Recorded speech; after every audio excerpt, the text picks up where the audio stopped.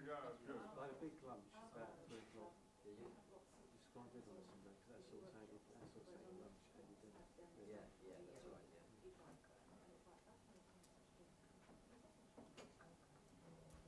There's still people downstairs, but we'll start.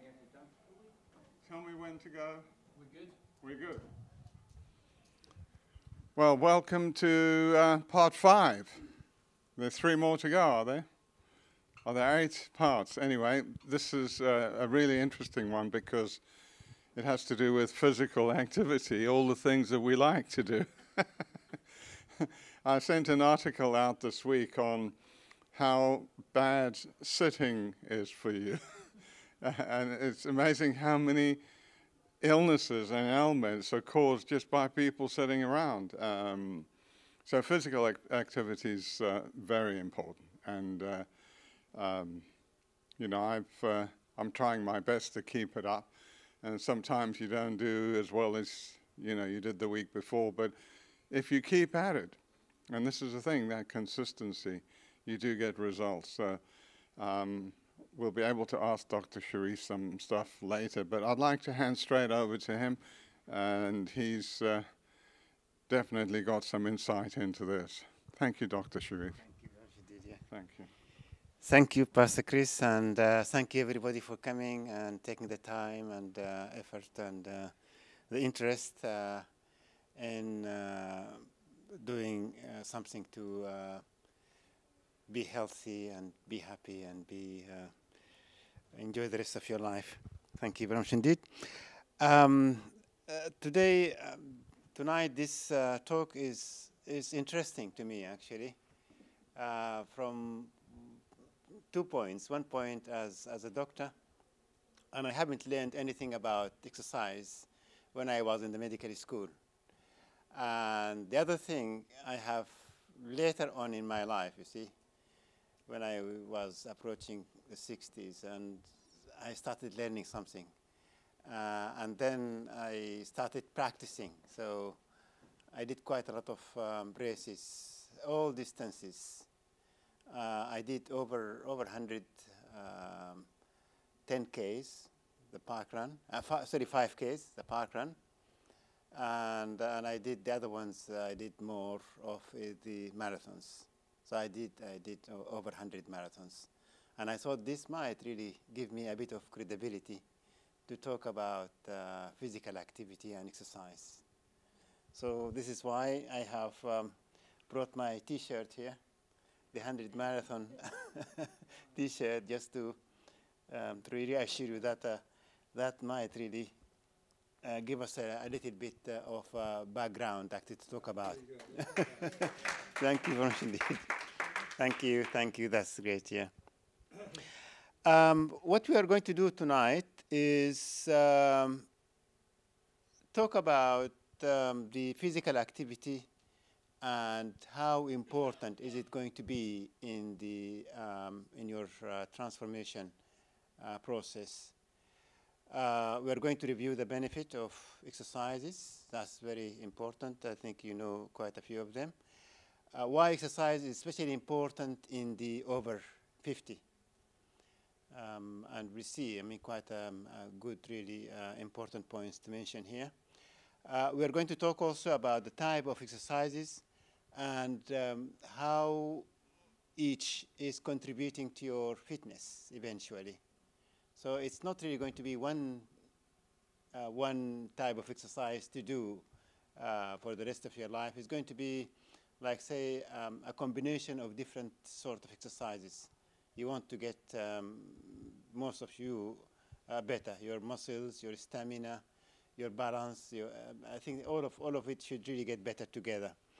And then how to incorporate this set of exercises into your busy daily routine. So physical activity definition is any form of active body movement that usually consumes energy. And it's very interesting here. Everybody will concentrate on the second part of it. It's divided into 2 parts. One part is non-intended exercise, which is the most important part. Things that you do at home, your household activities, your gardening, your work activities, what you do in your office, you see, what you do in between the two. You're not really wearing any T-shirts or any shorts or anything. The time, you see, when you are on your normal clothes, you're doing a lot of physical activities. But we normally ignore this. And I think most of the energy, if you are going to consume the energy every day, most of it goes into this non-intended exercise if you do them properly. And I think everybody should get involved because, you see, they shouldn't really leave all the household work to be done by one person. I mean, I do quite a lot of these dishes every day, and I do quite a lot of cleaning, because, you see, when you do this, it gives you a very, very good, nice feeling towards your family. You are doing something which is going to protect the family against anything bad, you see. You are giving them the right environment, actually, to be, to flourish, to be healthy and happy. So I would like to do a lot of these household activities. And I think this probably represent about 70% of your energy, or 80% of your energy. The exercise, what you do when you put your T-shirt and short, is not going to contribute too much to your energy consumption. It might be 10, even if you do daily journey to the local gym or to the local park or something. It's still actually, it's not going to be that much. You go there for 40, 45 minutes. How much you're going to consume, it's not really going to be that much. So I think the bigger consumption is going to be on the non-intended exercises. And actually, when I looked into this, and I just tried to think about exercise and non-exercise, and it came to my mind, you see, the time when I was in Africa with my grandfather. This chap, actually, he used to work 6 days a week, and every day he start at 6 o'clock in the morning and finish at 6 o'clock in the evening. So he's doing 12 hours of really very heavy exercise, because like digging the ground, cutting the trees, and he's working really, really very hard, you see. When I go to work with him, you see, he will just have, like, say, midday break. And he will have a little lie under the tree and comes back to his farm again. So he's doing 72 hours of exercises. And now what we are talking about, we're talking about 150 hours of exercise per week, which I don't think is enough. I don't think it's enough, actually. 100 hours, 100 minutes, 150 minutes per week. We are talking about 30 minutes at least 5 times a week, or 4 times a week. So it's not really, because you see, as hunter and gatherer, actually we are doing much, much more. And the life we're living now, this is not the true life. The true life is really very, very active.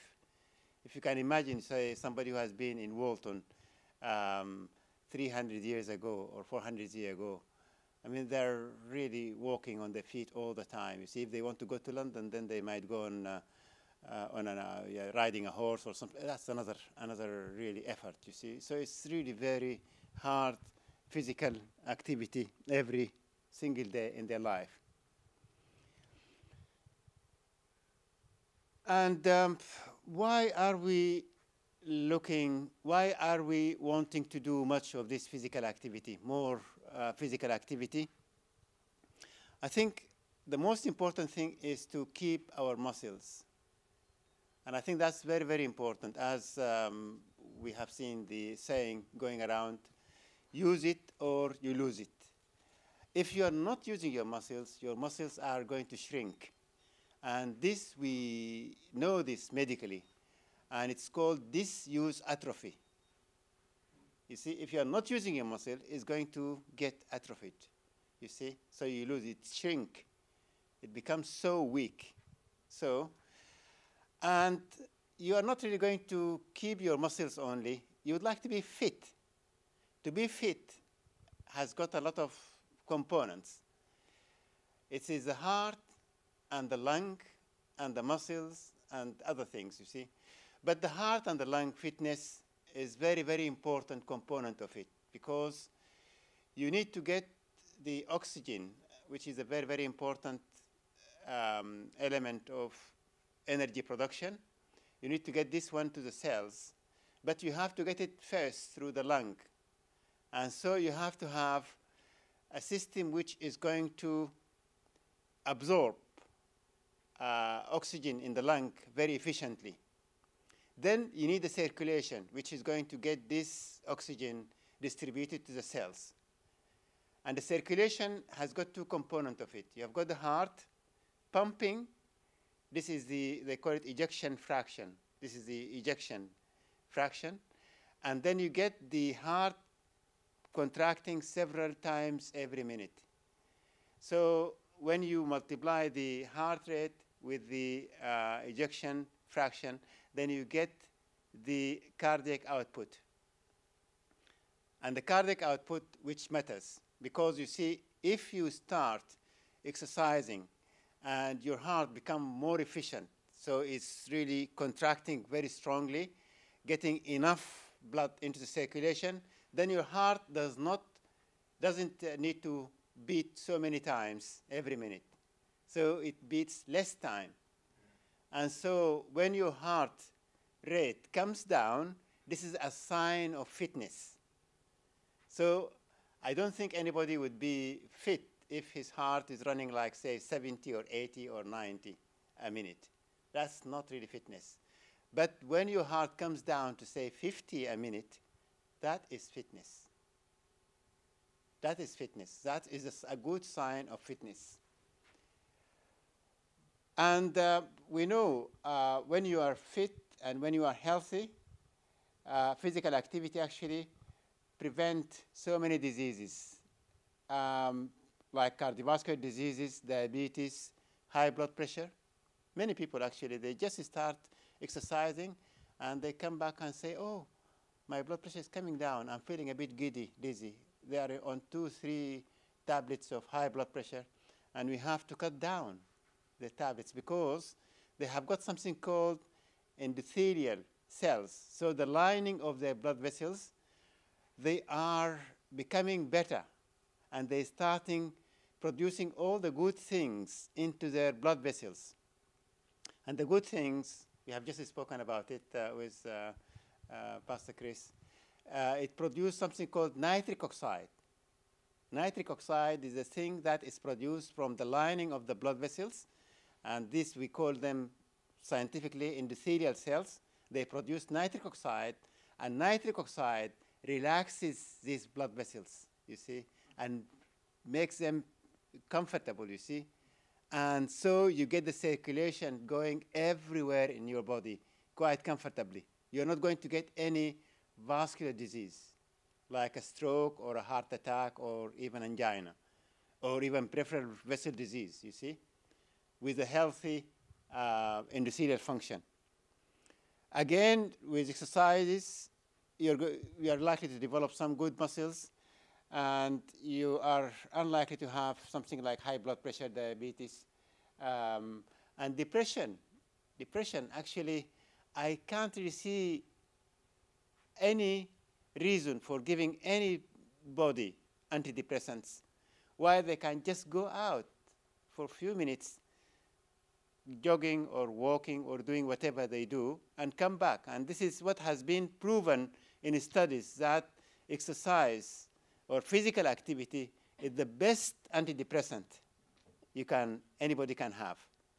So I think are all very, very important things which we could get out of the being physically active. And then you get adjustment of the body composition, like say having more muscles and less fat. And this, the last one, it prolongs lifespan. This has been proven in so many studies. When you are more active, then you are likely to live longer. That's really something very, very important. I can't see anything more powerful and more engaging and more really motivating for anybody to exercise more than they are going to live longer.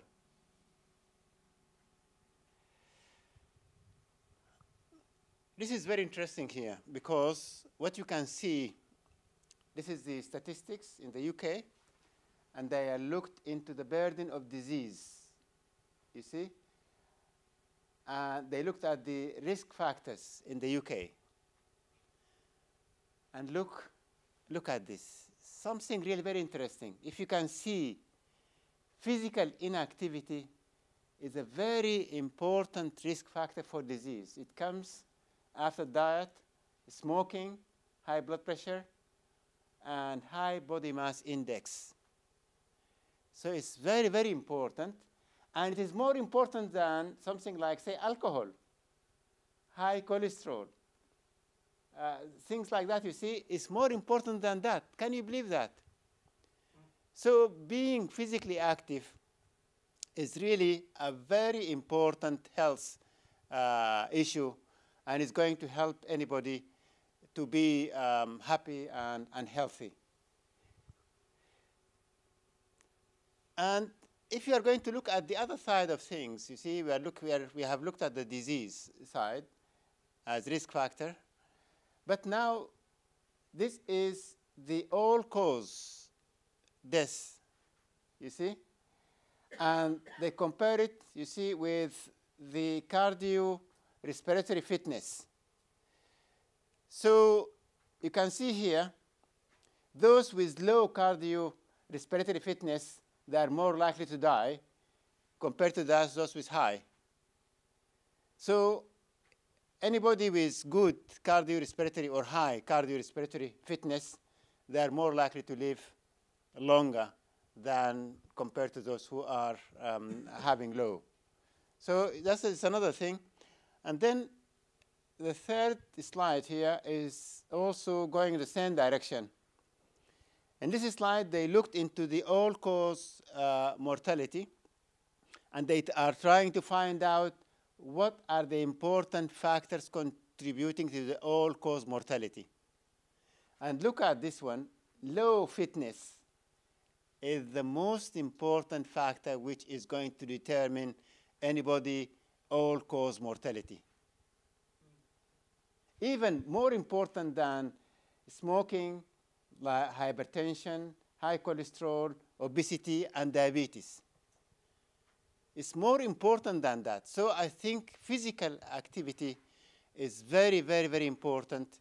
And actually nowadays they call it the smoking of the 21st century.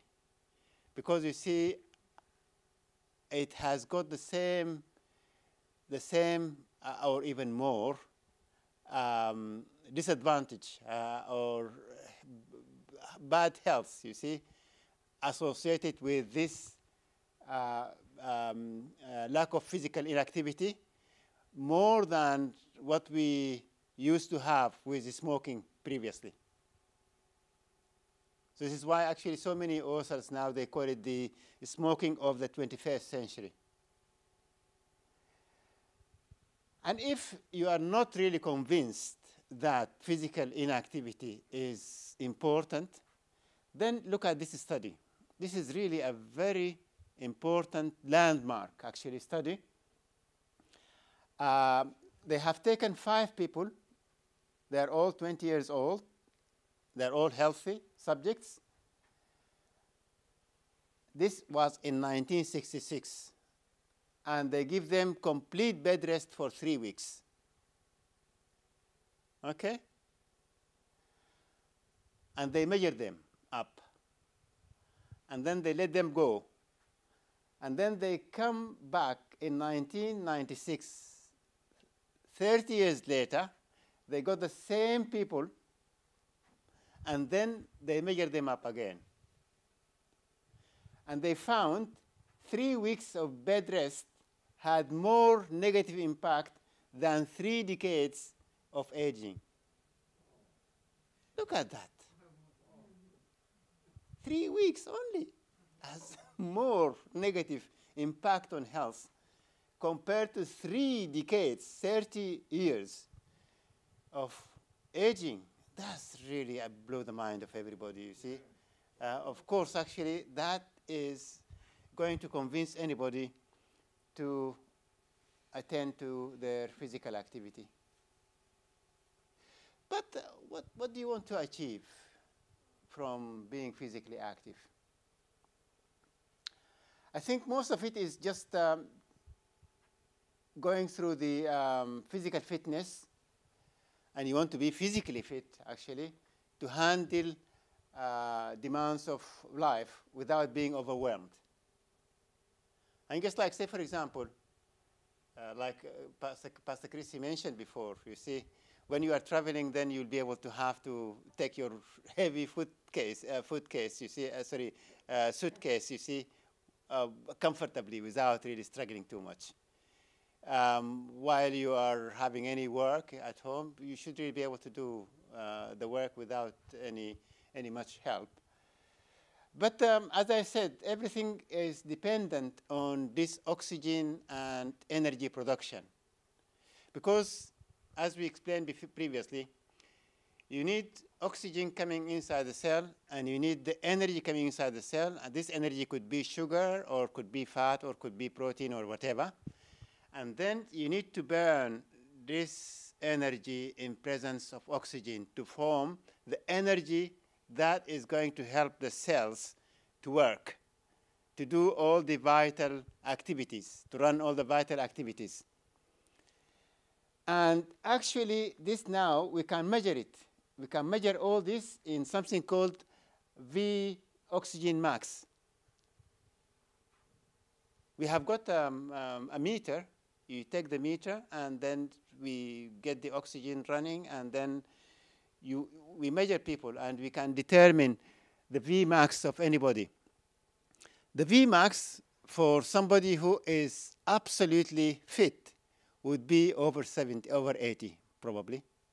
Like, say, I'm talking about something like, say, Olympic athlete would be probably 90 or even more than 90. But the Vmax, if you measure it for somebody who is very unfit, it might be around about 10 or even less. And you can measure up yourself. You see, you can start today or tonight, and you do some exercises and come back in, say, 1 month's time, and you measure yourself again, and then you see yourself going up. That's good. That's great. You see? So it's measurable. And this is the ideal program because, as I said, you do not really want to be good with your cardiopulmonary fitness, your aerobic, or with your muscle strength, or with your coordination. You have to be also with your coordination and balance. Flexibility is very important, and relaxation, things like yoga and things like that. But it's like a specialty. Everybody has got his own specialty. For example, I'm always in this area, the cardiopulmonary cardio, because I'm a long-distance runner, you see? So this is my area, my specialty. You see, I do all the other ones because, you see, without balance, you can't really run well, you see? Without flexibility, you can't really do that running, you see? But, for example, muscle strength, possibly this might be Pastor Chris' specialty. He's specialized in this area. So, but I think you have to do them all. For example, I mean, somebody might ask, okay, what about this balance? What can I do? You can start very simple. You can just start by, say, standing on one leg and see, what are you going to do next? You see, you can find quite a lot of other things which you could do, you see? So just start small and just you can build. And there is a lot of information about anything. When you go into the internet, you see, just put one thing, and then you will just find even some people are giving a demonstration, you see, practical demonstration for any procedure. They show it to you, you see? So you can build up your knowledge, you can get better every day. But there are very simple things. Actually, I'm just trying to be very, very simple in this thing. Things like, you see, if you are going to exercise, then you have to know something called the target heart rate. And why is that important? Because you're going to determine whether you are doing a low physical activity or moderate physical activity or vigorous physical activity. And how would you calculate your target heart rate? It's going to come from the maximum heart rate. And the maximum heart rate is, you take the number 220 minus your age. If you are 20, your maximum heart rate is 200. If you are 40, then it's going to be 180. Because 220 minus your age will give you your maximum heart rate. But you are not going to do your maximum heart rate even, you see, with vigorous physical activity. Still, you are doing only up to 85%. So, for example, if you are going to go for a vigorous physical activity, then if you are doing, say, for example, 80% of your maximum, and your maximum is 160, so 80% would be how much? It would be 8 by 16. No, I think it would be more than that, you see. So 80 over 100 multiplied by 180.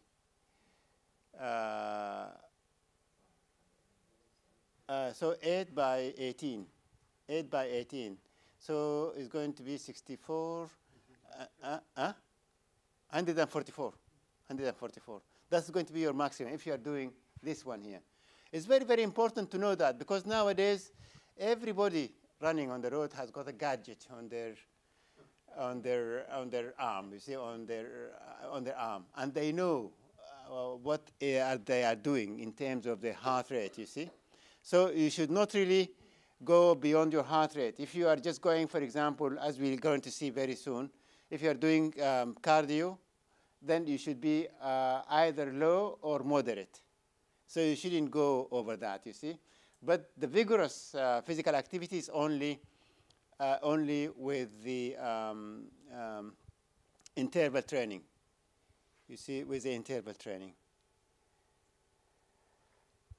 Okay, so that's the first one, the cardio, and everybody is like to do cardio, going out jogging or walking, brisk walking, or swimming lightly. That's a very, very common type of exercise. And it's cardio because it's low to moderate intensity, and it is within your oxygen and energy capacity. You're not going beyond your capacity, you see? And it's like rhythmic, sustained action, like walking, jogging, running, swimming, dancing. And this eventually is going to enhance the heart and lung function, endurance. It's not only going to enhance the heart and lung function. Actually, there's a lot of research coming up recently saying that, because you see there is a move now, instead of really running or jogging or walking long distances, spending a lot of time, you see, doing this physical activity, now they said, no, you don't have to do that. You can do only 20 minutes at a time, and that would be enough. It will be enough for the muscle, but it's not going to be enough for the brain. Because the brain, a lot of research came recently, the brain is going to get a lot of benefit from this low grade or moderate grade activity sustained for a long time. Because what is happening is going to give a lot of impact on a place, an area in the brain called the hippocampus. And the hippocampus is the area of the brain that is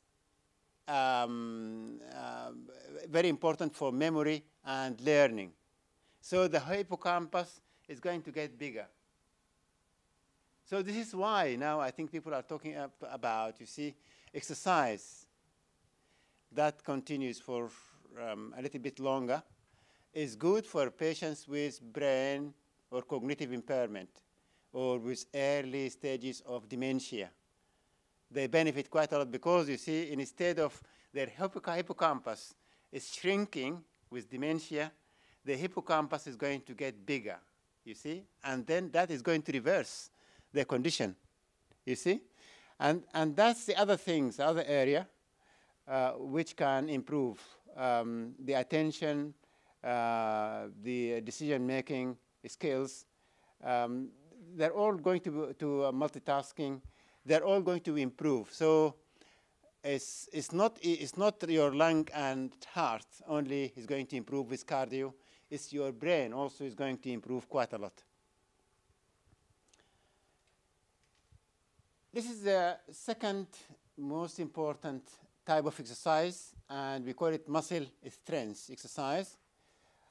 We call it anaerobic as well, because in this type of exercise, then you go for a burst of intense physical activity, very intense physical activity, until you run short of oxygen. So the oxygen is not going to be enough at that time. And what that can cause, because your muscle is running short of oxygen during this burst of activity, so this causes small little injuries within the muscle itself. And these injuries, which is going to promote the muscle growth. So the muscle get bigger because you are running, you see, while the running short of oxygen, the muscle is getting a little bit tears, small little tears in the muscle. That stimulates the growth, you see, of the muscle. And the muscle gets stronger. And it's not only the muscle. It is the tendons, the joints, the ligaments, all is getting very, very strong. And this is what actually I do. I do long distances. And by doing long distance, you get the good cardio. But if you're not doing this one, then you start feeling a lot of pain in the muscle and joints and ligaments and tendons and things like that. So I have to diversify. Do, for example, a burst for few minutes, and then slow a little bit, and then another one, and then slow a little bit, you see? And then you get a combination of the two. You get the cardio, and you get your muscles and your tendons getting also good. And the best example here is the high-intensity interval training, which I'm going to talk about just in a minute, and the weightlifting. Both will give you the same. You get bigger muscles. Bigger muscles because of this burst of physical activity. So if you do the cardio, you get your heart and lung stronger. And if you do this one, the muscle strength or the anaerobic one, you get your muscles getting better. And this is the interval training. And becoming very, very popular because people have got problem with time. They want something like a small little sandwich, something which they can put into their busy life, you see. And this is only 20 minutes at a time. If you are going to do, say, 4 or 5 times a week, then you're going to do spend about, say, 80 minutes every week, which is nothing really, about just a little bit more than 1 hour. But what you do, for these 20 minutes, 5 minutes you warm up, and 5 minutes you cool down. You have got 10 minutes in between.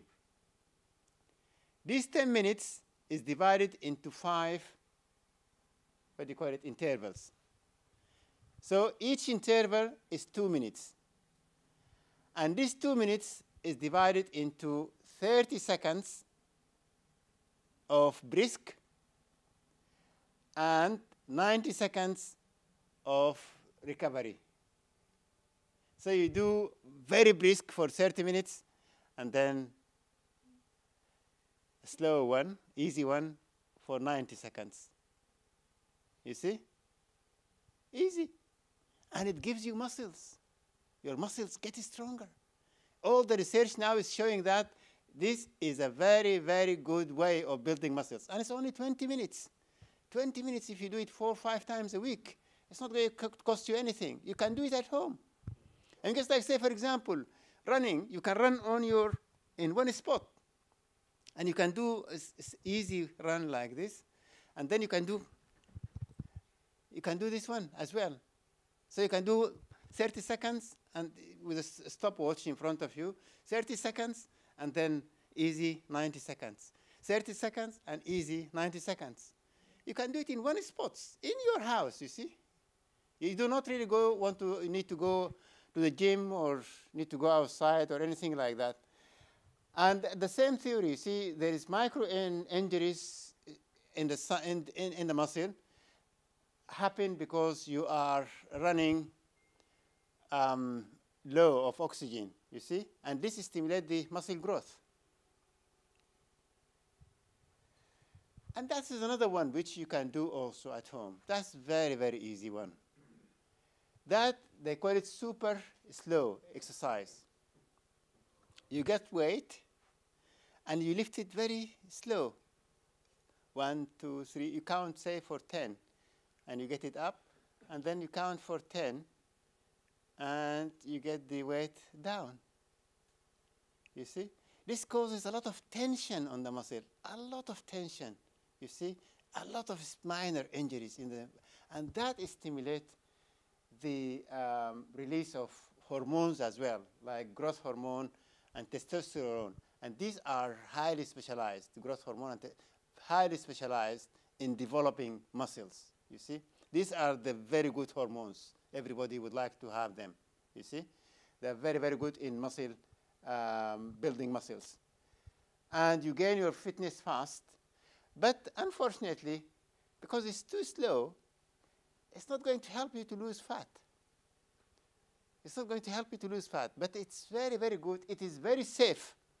And I recommend this for anybody over the age of 50. They do not really want to run the risk of having injuries and things like that. Very easy. Take time and get down. And it's, say by any weight, actually, up and down, very easy. You can do that, you see, at home. You don't need very complicated sort of equipments. Okay, we said exercises are not going to help you lose weight. Why? Because of a very important fundamental issue. As we have explained previously, you have got 2 forms of energy stored in your body. You have got energy which is available, and this is like, say, sugar, put together as glycogen in the liver and in muscles. That is available for you, like cash. Anytime you can use it.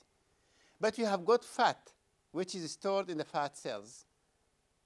And this is not available for you until you finish with the first line of energy, with the glycogen. But you have got about 2,000 calories stored as glycogen. So you have to finish that. So if you are going to finish these 2,000 calories, you need at least to run about 20 miles or to walk about 40 miles to finish your glycogen store. Will you be able to do that? And when you do that, 20 and 40, then the basement freezer freezer is going to open. Your fat store is going to open at this level. you see? And then you need to do another few hours before you are going to lose weight. The very interesting thing here, many people actually, when they start losing glycogen, they lose a lot of water. They lose a lot of water. And then they, oh, that's very interesting. You see, my weight loss program is working really very nicely. I mean, in the first week, they have lost a couple of kilos or 3 kilos. Most of it is water. Yeah. Because glycogen store a lot of water with it. And by the time when they lose the glycogen, they have lost a lot of water. Particularly if they are going to exercise, then they are going to activate another thing, which is the lymph cycle. The lymph circulation is going to be activated. And by activating the lymph circulation, then you are going to get rid of more water as well. So they are losing a lot of water, and they think they have lost fat. You see? So at least, I mean, this is my experience. You see, when I go running a marathon, for example, I've got this glycogen. I do probably a couple of hours, and then I will feel it. Previously, when I used to have sugar drinks while I'm running, I feel it. Then in 2 hours' time, I have to take some to reload again, because you see, my glycogen has finished. You see?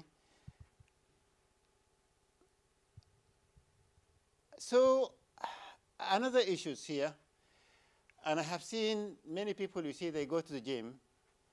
Their intention is to lose weight. And by the time when they go there, they just get the thing, what do you call it, the blender. The vending machine, you see, has got the sport drinks there. And then they get the sport drink, and then they go, and they put too much, really, sugar and too much caffeine, because the sport drinks has got a lot of caffeine on it, you see. And then by the time when they finish, then they are absolutely hungry, because you see, they have just gone up, and then they have a crash. And then they're hungry, they come out, you see, and they want to eat more and more, you see. And actually, these companies which sell the sport drinks, actually they tell people, you see, you have to do that because you have to reload within 30 minutes. You have to reload. You have to rehydrate yourself. Rehydrate with water, that's okay, but not with something full of sugar and full of caffeine. So now we know there are too many things that can happen, many good things that can happen from the exercise. And the most important thing is the insulin sensitivity. When you start exercising, then you regain your insulin sensitivity. Your body becomes more sensitive to insulin. And that is important. Why? Because you want insulin is the hormone that opens the door for sugar to go inside your cell. And by the time when the sugar goes inside your cell, then it will be converted into energy, and it will be reflected as vitality, as energy, as feeling good, you see, on you. You see? The other thing, exercise increases the metabolic rate. Because you see, if you are sitting stationary now, your metabolic rate is low. By the time when you start exercising, your metabolic rate will go up. So your energy consumption will go up. And that helps people to lose weight. The other thing, you develop muscles. And by developing muscle by itself, you see, you are going to lose a lot of energy. Why? Because muscles are biological tissue, very active biologically. You see, they need a lot of energy to maintain them. Even when you are lying in bed, if you have got good muscles, even when you are lying in bed, your muscles are consuming a lot of calories. So that is the benefit of the exercise. Yes. Other important thing, as I said, very good for the mood. Apart from the endorphins, actually, there's a lot of other things that can help the mood. You see, they are really the best antidepressant. They enhance the relaxation. You see, when you come back from a run or from a walk, or then you are really very relaxed, despite the fact that you have gone through a lot of energy exercise, you see. And then when you go to sleep at night, then your quality and duration of sleep improves. It helps the immune system and enhance detoxification and improve the bowel function. I think that's very, very important. I have noticed this actually in myself. You see, when I'm not really running for a couple of days, and then I go out, and then I feel I need to go to the toilet.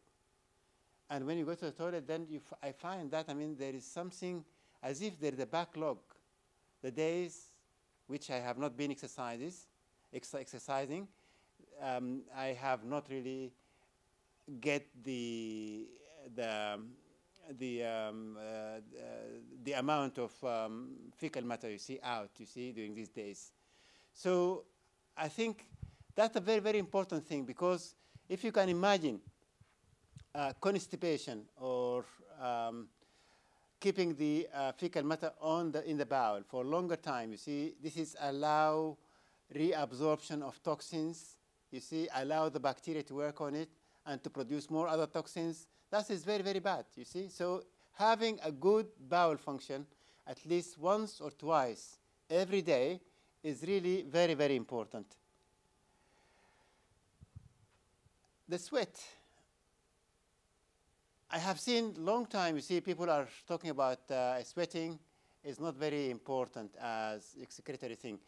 But we have seen from the old civilizations, the Roman, even the old Egyptians, sweating, perspiration is very, very important cleansing mechanism they used to do.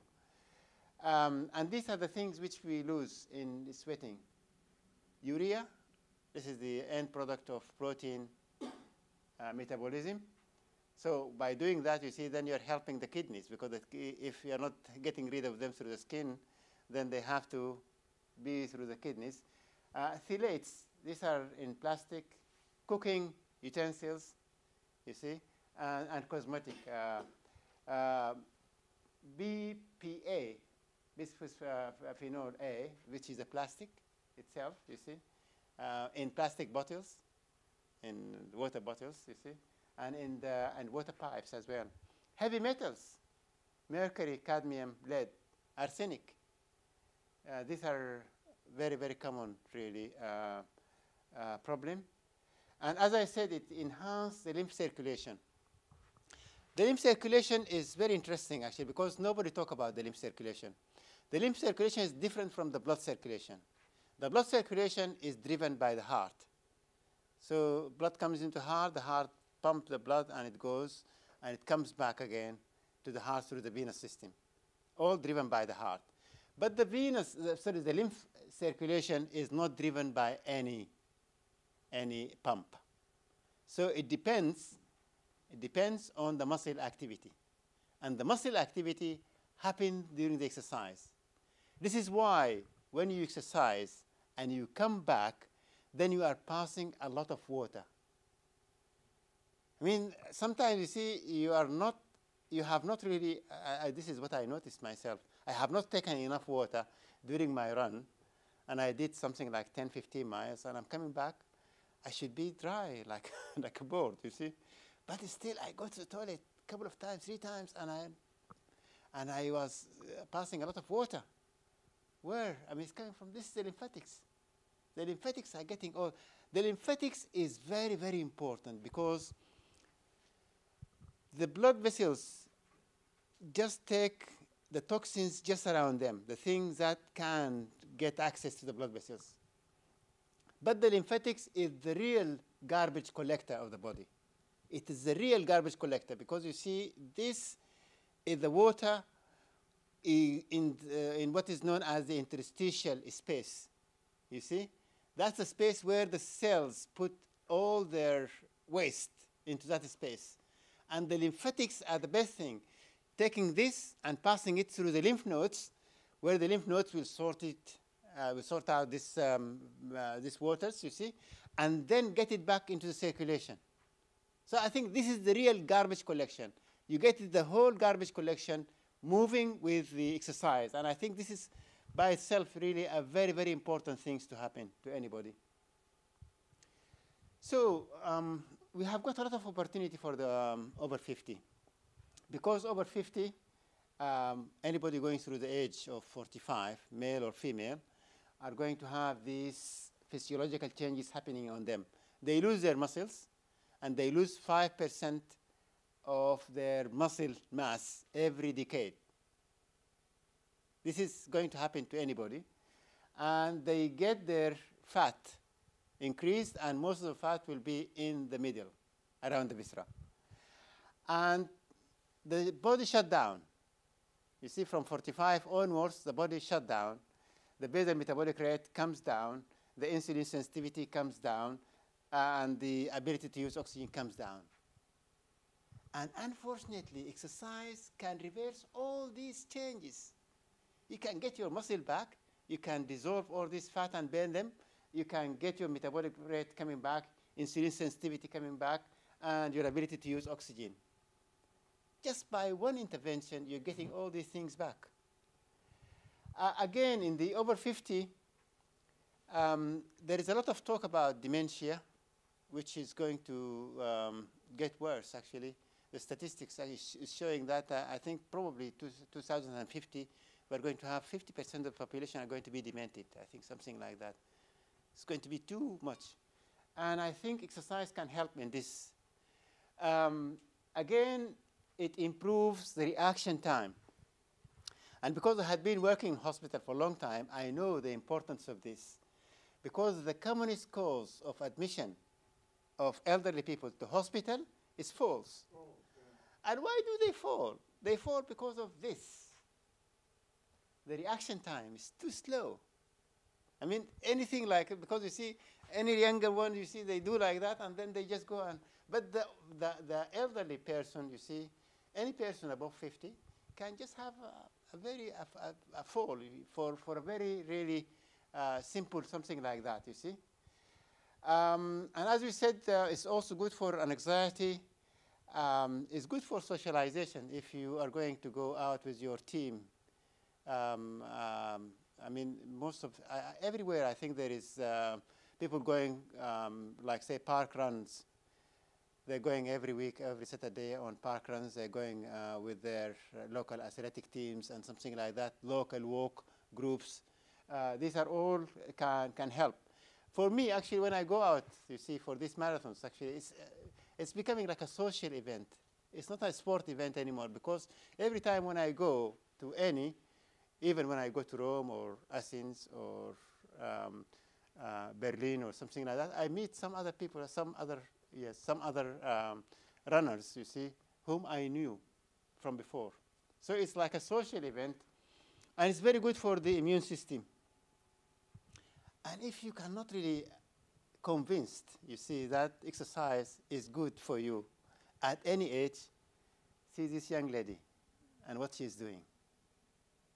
I bet, I mean, this type of exercise or this position she's attaining probably is going to be difficult for anybody who's 20. And I think she's over 90. Look at that. So you can be as strong as you want, you see, at any age in your life. And this is the confirmation from the research. This is, I'm sorry for that, this is really a very, I got it from a book actually. And it is showing, yeah, and it's showing something very, very interesting. This is the oxygenation. You see, if you can see, these are the old. This is at the beginning pre-exercise, and this is what they are able to achieve after exercise. Quite a lot. This is for young people. I'm talking about 70 to 80, 60 to 70, and 20 to 30. So these are the young group, 20 to 30. And these are the old group. See the benefit of the exercise in this one. This is the old one. and it's almost doubled, you see. For the young one, a very small little improvement. So it's very clear that the benefit of exercise is too much. It's too much, you see, for the elderly group, old people. You see, you are starting low, but you are going too high. You're starting high, but you're going a little bit more than what you are, you see. And you can see the fitness here. You can see here, this is the fitness. And this is the young people were able to achieve something like around about 1, but all the group were able to achieve almost double what the younger ones have had achieved. So I think the benefit of exercise is more on the older population, and this is a study which is going to confirm what I have told you. This is not really ordinary people. This is not people who are living at home. These are ladies in their age 87 to 93, and they are living in a nursing home. In a nursing home. Nursing home, that means they have got nothing really, no activity at all. They are needing full help, you see. Living in a nursing home, and they are 87 to 93-year-old. They gain 10% muscle mass in 8 weeks of weight lifting. Can you believe that? That's very interesting. So I think, yes, exercise is very, very important, but you have to select the thing which you love most, and you have to practice with your partner, friend, or local club. But you have to build up very, very gradually. You shouldn't really come just one day and you want to do 10K or whatever. Start very slow and just go as you go. Use simple equipments, as Pastor Chris said, that you can use your body weight, actually. And the IDEA program, which I thought might be okay for most of us, you see, is 2 aerobics, about 45 minutes. This is per week. And 2 high-intensity interval training, 20 minutes each. And 2 flexibility and balance. Of each is about 10 minutes. So I think this might be probably cover everybody. You might really want to do more later on. But it should not be a burden, because you see, when you do something more than what you can, then I think it becomes a burden, and it will going to put your cortisol and your stress up, you see, and so it's going to be a disadvantage rather than a benefit on your health. And these are things which are you can do. You can stop away from your destination. Take the stairs more often than the lift. Do, as you said, your housework, do your gardening. Standing desk might be a good idea. Standing desk, because you see, most of us, you see, are sitting all the time, you see. So if you have a standing desk, you can be standing half of your time or even more. Walk meetings. Have you think about that before? I think that is also possible. And buy a pedometer. Actually, you don't have to buy a pedometer. You can, actually, the smartphone, the iPhone has got application. You can just use that, and then it will tell you how many steps did you do. And if you can do something like 10,000 steps a day, that's going to be a very good for your health. And then walk after your main meal, the big meal, and hiking and walk in nature. I think these are very, very important. We haven't got time, but I have got really a very interesting story here. I might tell you. So this is a conclusion. Physical activity is an important part of any life transformation process. You have to get your muscles stronger, enhance your endurance to meet everyday life challenges. It improves your coordination, balance, agility, and adjust your body composition. And we benefit most, and the benefit, the over 50 will benefit most from the exercise. as it reverses the aging. And exercise indeed adds years to your life and life to your years. And the best thing about it, it increases your health span to match your long life span. Thank you very much indeed. Yeah. Thank you. Thank you.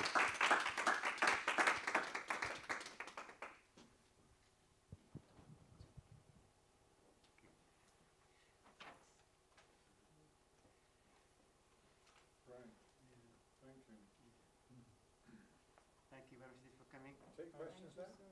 Yes. Questions? Yes. Yeah. Good. The sports drinks at the beginning of the training session